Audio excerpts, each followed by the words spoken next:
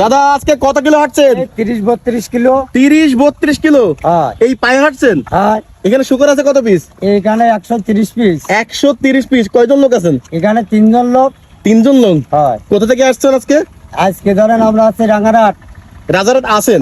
রাঙ্গারহাট রাঙ্গারহাট থেকে আইছেন? হ্যাঁ, যাবেন কোথায়? নৌপাড়ায় যাবো আছে মসজিদে।